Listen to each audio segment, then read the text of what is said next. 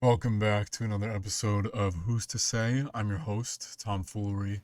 Back again, wearing sunglasses indoors because I'm like a plant. I even get indirect light, but I'm also hot off of being outside for most of today, this January 2nd of the calendar year 2024. We won't get into quite yet what year it really is, depending on what calendar you use, but needless to say, but I'll say it anyway for those of you really making the most of a new year and any freshness that brings you in this otherwise slow and sometimes bleak time, then great. Never discourage you from that. However, we look forward to the spring when things really happen, and not that things aren't happening now, but certainly things that feel like we get to enjoy new life. And of course, the other cliche I'll sprinkle in here for latitude is you get to enjoy life any day you choose. So it is the daily things. We need our daily humors as well. This is another rendition of some great Avocado Wolfe Telegram bits, and we'll start with uh, words from T.S. Eliot, which I had never read before, but I really enjoy T.S. Eliot, and you might too. Give him a shot. But for poetry purposes, to start, we get Eliot's words, which said, "For last year's words belong to last year's language, and next year's words await another voice. And to make an end is to make a beginning." Uh, Eliot, famous from my estimation for great riddles like that, great mysteries revealed using the power of words and language. But it's true. Another poetry reference always rings in my mind, which is "Let the dead past bury its dead." It really is dead to us.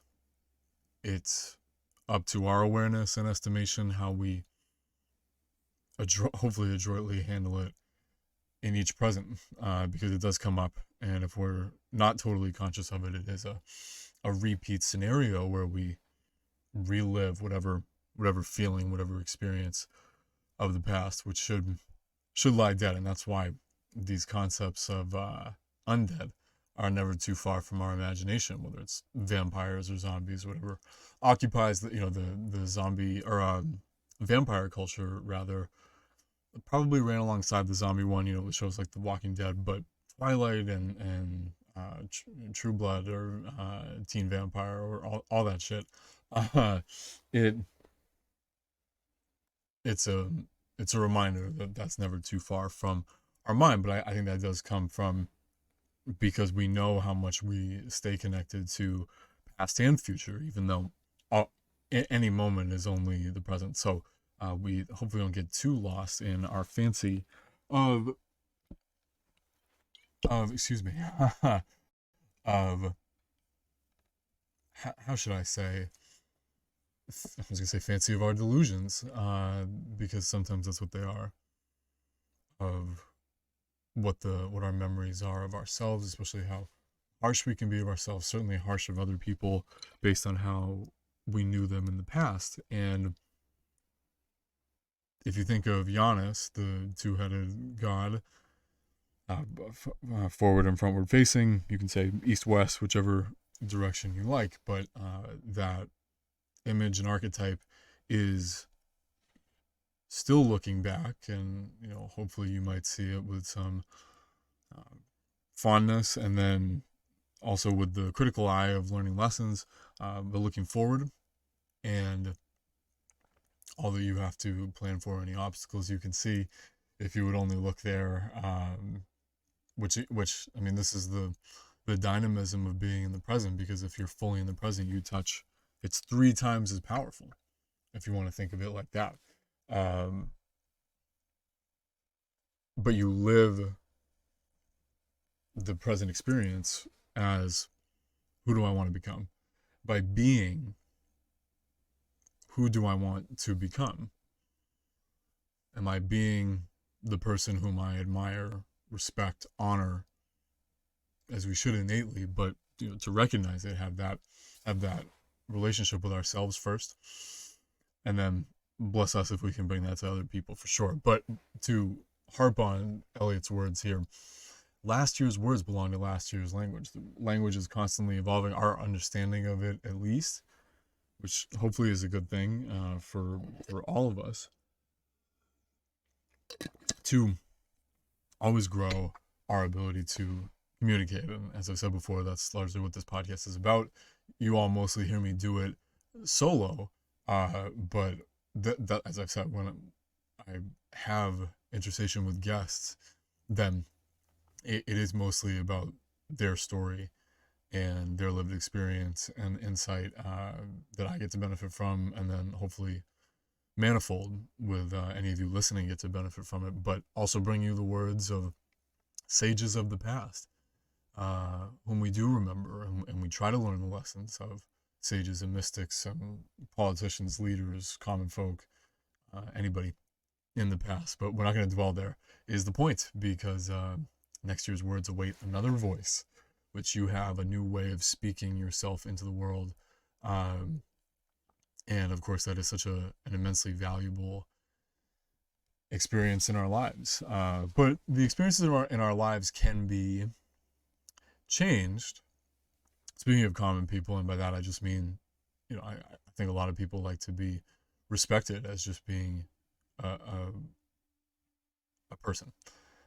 Not a person of any distinction, but in their world, hopefully someone who is still liked and even loved. And that's sufficient for most of us if we can really feel that like and love. And some people, whether they recognize it or not, do feel most liked and loved with their part in communism. This isn't a political discussion as ever. This is a historical one. And again, looking forward and backward, what might we expect from a system like this, which is proven to cost lives? It's one thing if a system doesn't work. It's another if it costs and arguably takes lives. Tastes them too if they're cannibalistic, which is always possible. But no matter. To bring the lightness to the situation that we, of course, always enjoy, is to bring in the work of David Avocado Wolfe and the stuff that he's contributed, which is always valuable. And I'm always so happy to bring it to other people, and hopefully you like a good laugh and can take this in stride. Even if you are a communist, because this with the fist in the air says communism jokes are not funny. So I get that, but unless everyone gets them, I can't help it with some of this humor that is so true, but is conveyed so simply. And maybe that's the beauty of it. But as I grapple with talking to anyone, and I'm sure I've aired it here with universal prescription or opinion or anything like that, but nevertheless, these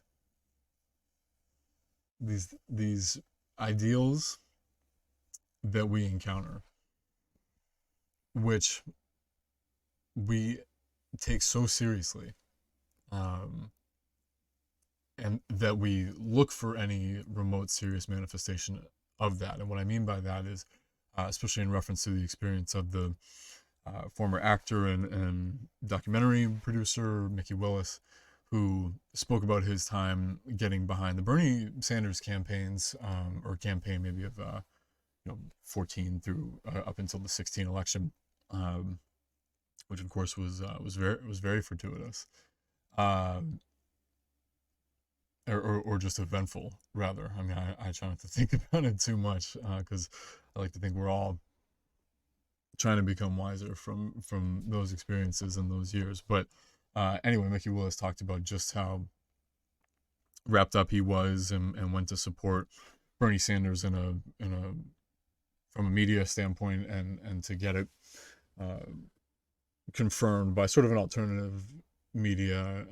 But what he realized was that, as confused as the people were around him trying to declare exactly what his policies would be, they conceded in not too much detail or depth that it was founded on communism. And that may sound fantastical or extreme, but it's still the idea that everyone thinks they're going to do it differently. But where those of us, hopefully, who disagree with it on any profound level, just say that we disagree with the actionable principles, let's say, of communism, because, again, as I was saying by way of introduction, I try not to give universal decision and prescription, we're as different on the outside as we are on the inside, as Paul Chek says. And that, I like to think, brings a constant newness, a regular, consistent springtime to life if we try to meet people where they are that day, not where we think they've been or might go, compared to us. Just as the saying goes, meet people where they're at. But something about communism, and whether it's equalness of opportunity or equalness of outcome, equality of each, to legislate that, and always depending on the ability to enforce it by state and police state. I mean, of course, I disagree with many things, personally and principally, done on the level of the state and police state, nation state, global state, new world order, or whatever, because not everybody needs the same things, needs others to demand it for them. I won't get too hung up on what I see as the reality of communism, but I love to laugh at it because there's just so much to laugh at. It's, if you really dig in. This is another truth for sure. In my presence, it's I forget her name. I think it's Jamie Lee Curtis, but that's why you got to tune in for the visual here, because you'll probably know better than I. But it's her screaming, laying out on the floor in probably surprise and horror, and the caption, of course, says, "When someone is about to use a microwave in my presence." And damn, if that's not for real. Because a little patience. You don't need to use a microwave for anything. Stovetop, reheat your drinks, your coffee, your of course your pastas, and I don't know, y'all might not be using them a lot already, so just keep rolling. But the point being, it's because it alters your food. Just think about what heating does to any food, let alone heat that you can't. It's one thing cooking something over a fire, or direct heat is, through your electrical stove, gas stove, it doesn't matter, induction, whichever, or the oven heat. That you can just conceive of. My point being, what sort of changes take place to food? You cook something from raw to as cooked as you like. That's a different food to you. Most people are wary of raw foods in most forms, except for some apples or whatever. But you also bake an apple, cook it, fry it up, whatever, banana, and just see how substance changes into you. It's like a different food. It often literally is, having different profiles. And think about that with a microwave requiring a level of radiation that you can't see, but is very powerful, and then interacts with your food, to say nothing of you then consume that food, hot, that drink, hot, to get into your body, which you mistake for sustenance. But not only has it turned it into dead food, but by retaining a level of radiation, because it was still food at one point, retains that little radiation, you consume that, it's really quite harmful. And the question that I've had to entertain is, how do these products end up so available and become staples? And it doesn't take that much, especially in an age of early propaganda and advertising, lawlessness, or it's still lawless in a lot of ways. What subliminal messaging for strange products, alcohol, drugs, it doesn't matter. Just general themes of what's good and what you should pay money for and spend your hard-earned energy doing. This sounds like a lot of a riff and a rant for a microwave, but I mean, that's to say nothing of the convenience associated with that. Like I said, patience for a microwave alternative, just heating something on the stove, or some things can survive at room temperature, or whatever. Uh, they're implanted, because I think of kitchen design now. Obviously, there's a place for a microwave, and it's usually somewhere where that then becomes unavailable to, if you wanted a countertop oven of some sort, or air fryer, whatever alternative you want. It just reinforces these things that we take for granted, but become, okay, it's around, so I'll just use it. I mean, there's tons of examples of that. It's why people talk about, you don't even, if you're gonna slip up and get candy, at least put it in the closet, behind the table or whatever, to make it difficult on you. But if it's there, so microwave, just look into the radiation, the food alteration by altering the water chemicals. I mean, you and I are, as we've said before, so composed of water molecules. Your food is the same. I think, most food is about 70% water. And then obviously, converted. So maybe by the time it gets to you, it's some less, but not too much. So it aids in the construction of your body. When that gets changed by a microwave radiation, then you have a problem, especially an inability to digest. For 2024, of all the things to say, with the timeline that we're on now, and this isn't quite yet the occasion. I have longer form things to share with the timeline of how this, it's not really a new year yet. Everything that entails, the tracks that are coming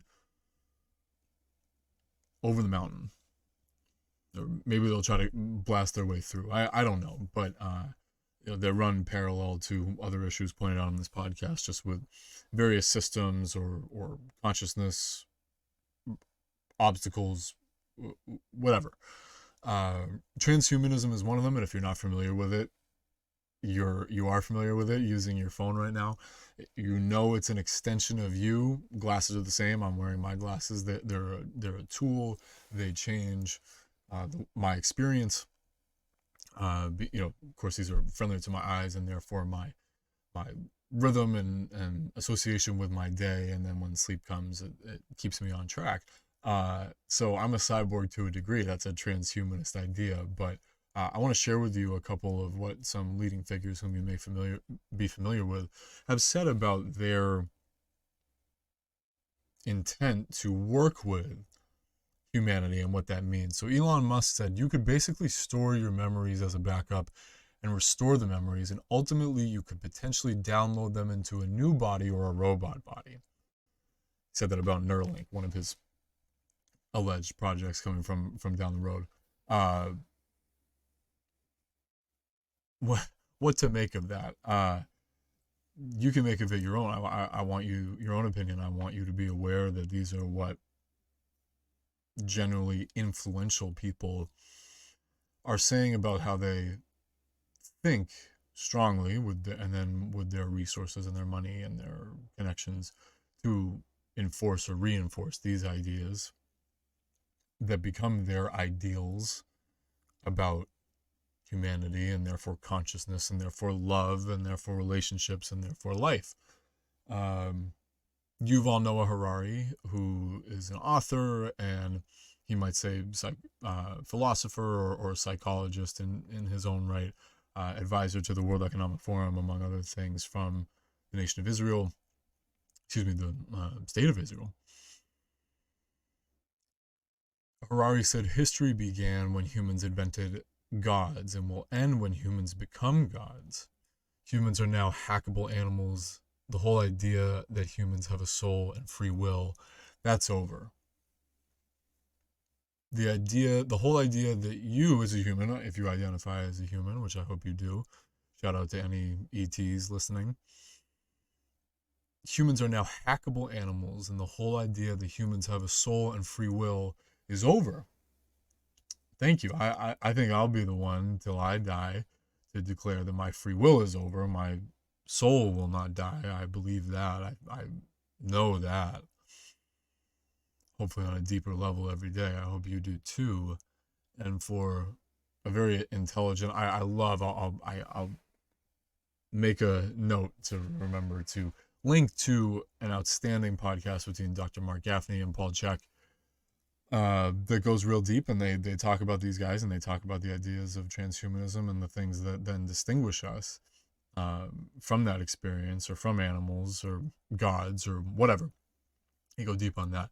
Uh, Shout out to Dr. Marc Gafni. Look forward to having him on the show someday because of his generous, magnanimous, loving reception and perception for these men and men like them whom Marc says I believe that they're decent guys and love their families and you know are in their purpose. That's my estimation as well. I think these guys are in their purpose, probably trying their hardest every day. Don't we ask that of people? Don't we say to people, try your very best, be earnest and honest as much as you can, and strive to be intelligent and smart and rational and outwardly successful and status and recognition, money, fame, income, etc. We tell people that. And so these guys are living that life to a large degree. So we commend them for that, but we might disagree with their principles that affect us all. If they're concerned with the things that affect them, great. And they want to be the most decent, successful guys they can be, great. Commend you. But how they then go reinforcing the ideas that humans don't have souls and free will in this reality, I hope you'll answer that for yourself and deeply reflect and contemplate that for yourself, because when decisions come about your freedom with your body, your property, your mind, your communications, your possessions, your interactions, your relationships, your identities, your faiths, when the prevailing political and potentially legal, not lawful, always use that language distinction. Legal is not lawful. These are the best words we have, and I hope you know their difference. I feel myself scowling. I'm getting too serious. We'll have to get back to some fun memes in a minute. But to share with you the last quote from Klaus Schwab, World Economic Chairman, looking to him, who his father was, what sort of ideologies he comes from. What Mr. Schwab said was that the fourth industrial revolution will lead to is a fusion of our physical, digital, and biological identity. I don't have the time today. I don't have too much time anyway.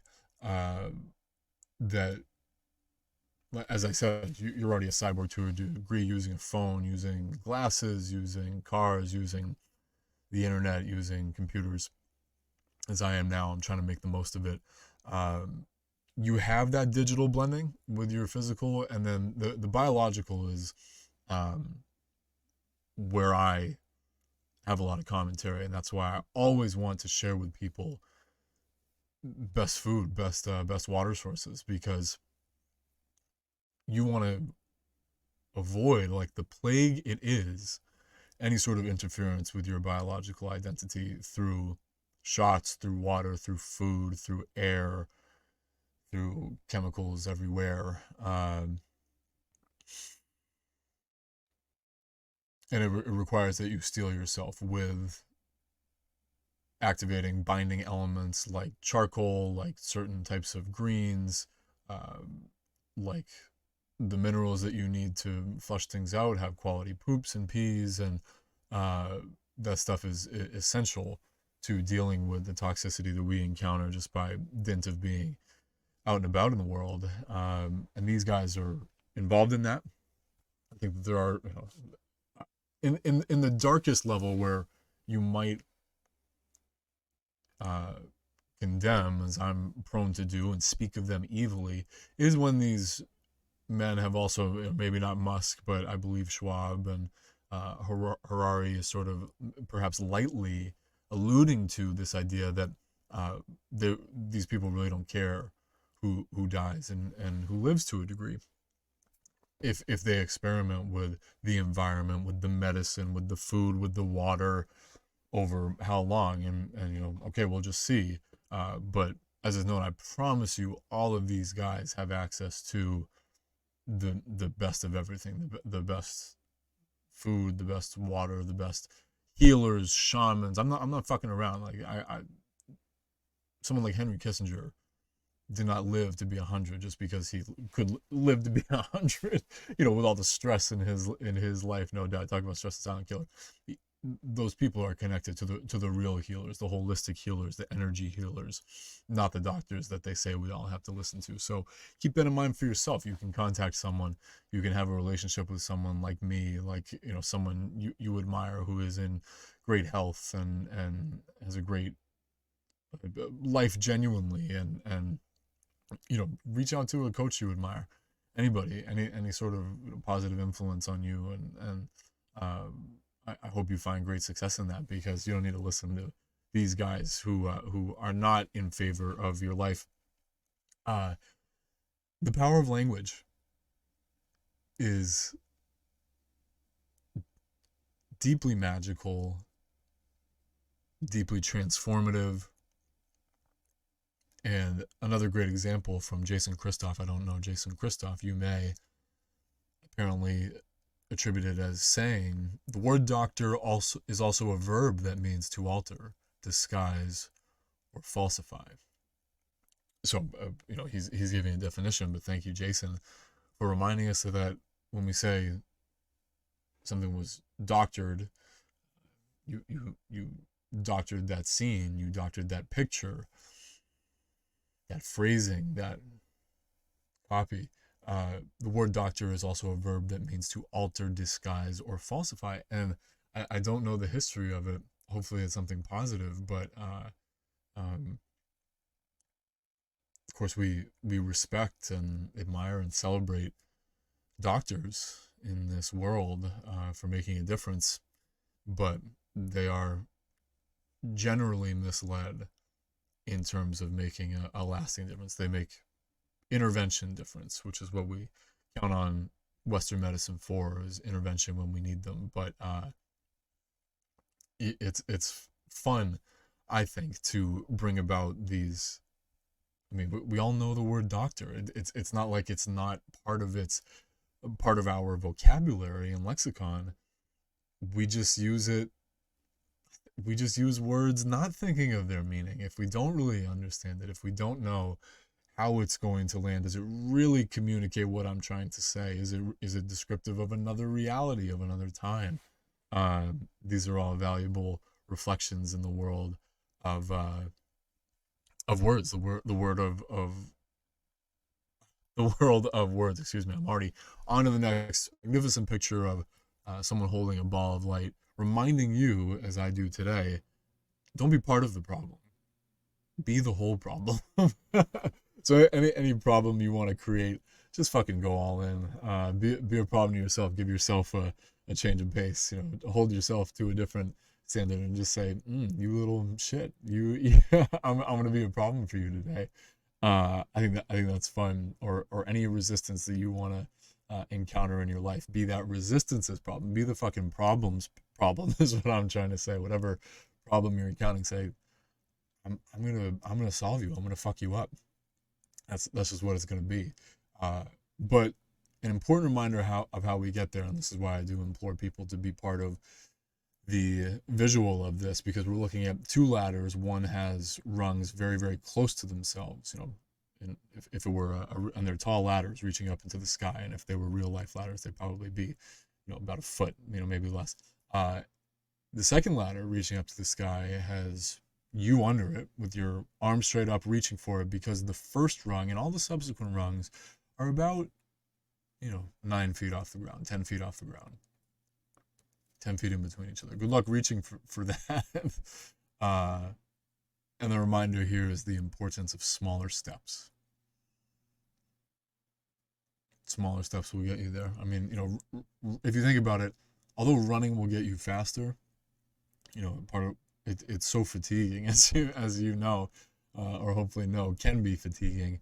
But the strides are not that much longer than walking, but we take them longer and we do them rapidly, and so that demands that we rest at some point. And the 100 milers and ultra milers are rugged people, but for the rest of it, they're doing that. They're acting out a myth. They're acting out an archetype anyway. Of endurance, and how you can do that. Over the scheme, it is over the length of their journeys and training and performance. It is still these short steps that get them hundreds of miles. But they can't make leaps. If they tried to leap their way, if they tried to do a running broad jump the whole way, they'd fuck themselves up.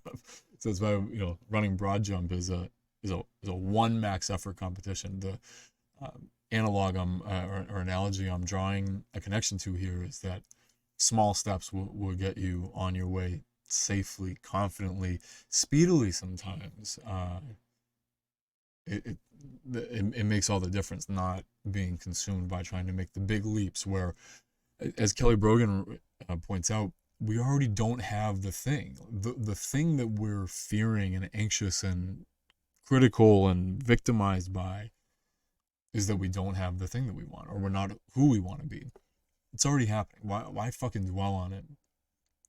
And again, judge and condemn and criticize and wallow when we don't already have it. Do something else. Take another step. Try something new. That's what we're offered as an opportunity. Last, but or one of the last, I think. Another great reminder for you as your heart holds out a flower of love to your brain. Talk a little nicer to yourself today. As beautifully cliched and commonplace as that sounds, talk a little nicer to yourself today. Talk from your heart to your head. When your head is thinking, criticize, so I can rationalize, so I can conceptualize, so I can intellectualize, defend, and especially for our ego, the rationalization and defending, self-talk if it's critical. Your heart is, that's what's so beautiful about your heart. Your heart is always going to tell you, love you, got you, whatever you want to do, whatever makes you feel good. That's what I'm gonna offer you is whatever is gonna help you feel like you. And it's why we aim to cultivate a deep, generous, strong heart, so we can do that for ourselves. And you do the kind of things in training that make your heart stronger. You test it a little bit because you love it, because you want it to be strong. Then you have a powerful brain. Then you can use a brain clearly, believing and hopefully knowing what is you, and then say, okay, I'm going to use my brain and then go out and do it. My heart is, cannot actually tell all my other organs what to do. I'm going to sync it up with my brain. My brain will then say, how do I act it out? What is going to come out of my mouth? And think about that source. You speak from the heart. If we only spoke from the heart, then we would have a great delivery from the brain. So the brain racking and toiling with itself to determine what it thinks the best thing is. It's going to make me sound the smartest or the most interesting, or I fall victim and pray to that all the time. But talk to your heart more. You have a deliverance and a resonance to love, and that should absolutely be for yourself. These are things I want to share. So if you want to have these as reminders or things to share too, just let me know, because I save all these, like from my man, good old Luke's story, pointing out that these subjects should be mandatory in schools. For imagine if the second half of this year for kids and people in school was to study things like taxes, coding, cooking, insurance, basic home repairs, self-defense, survival skills, social etiquette, stress management, personal finance, public speaking, car maintenance, also known as the things of real life. I said this on the last podcast, or one of the last podcasts. Real life is the thing that happens after school. So those are real life things that deserve to be studied deeply, so that we have an understanding. To wrap it up, go check this one out. you got to call God, make sure you're signed up for the lucky and blessed package for 2024 and not the trials and tribulations package. We don't want that for you, baby. We want the lucky and blessed. We want the walking toward your targets, so you can hit that bullseye. So tune into the video for this monkey on the phone with God, because the visual and the vision is just perfect there. It's really spot on. Talk to God in you, talk to God wherever you think God is. It's really anywhere, it's really everywhere. And just say, what do I have to do to be lucky and blessed, instead of the trials and tribulations that I create. You create everything, believe that. And so, as painful as that is, and harmful as that can feel, go check in with that. I personally, that's one of my targets for this year, is to keep doing that, because just to look down the barrel of what did I miss, where did I come up short, where can I be better, of course, because otherwise I do encounter trials in my relationships, because I set myself up for them, is the truth of it. And I'm not in love and in my own self-sufficing joy to be meeting people at my best, or giving my tasks my best, or my health my best, or my quietness my best. But that's why the 4-doctor system is available to us through the work of Paul Chek, from a student of his like me, and many HLC coaches out there in your oftenly metro area, to be learned from. And I love to share things that I'm learning with you all, like how to laugh. I had a good laugh at pretty much all of these memes today. So if you want them for your phone, if you want them for your sphere, hit me up. Instagram, Landshark Clemenzo, or Who's to Say podcast are the places to do it. And to share my stuff, if you please. A review is immensely helpful as ever, especially if you just want to give me a shout, if you don't otherwise have a way of contacting me. But big love and peace and harmony with what you want, which is the blessed package, lucky and blessed package for 2024, which is a year of infinity. It's the 8 on its side, inverted. 2024, 2 plus 2 plus 4, 2 times 2 plus 4, whatever you want. It's an infinity year. This is where things happen forever. So forever, as we know from William Blake, can be held so simply. You can hold eternity in a flower, or in an hour, rather. Read some William Blake, get outside, enjoy the sun, definitely some poetry in the sun, move your body, spend some time quiet with yourself, do what makes you happy for a moment, for a day, for a year, for a lifetime. But eat, imbibe, only if you can, the things that are going to sustain you. I'm going to enjoy some fresh spring water that I picked up today over a great conversation and magnificent energy, undeniable, because I love myself. I love you all, and I want you to have spring water and steak and potatoes and butter and apples and vegetables and fruits and flesh, all of it. Because you need it. And so I'm signing off for a quick session, because you'll hear from me another day. Always with guests to come, especially in this big year. But until we speak again, I hope you'll get outside, love yourself, and have the best day ever. Peace. Thank you.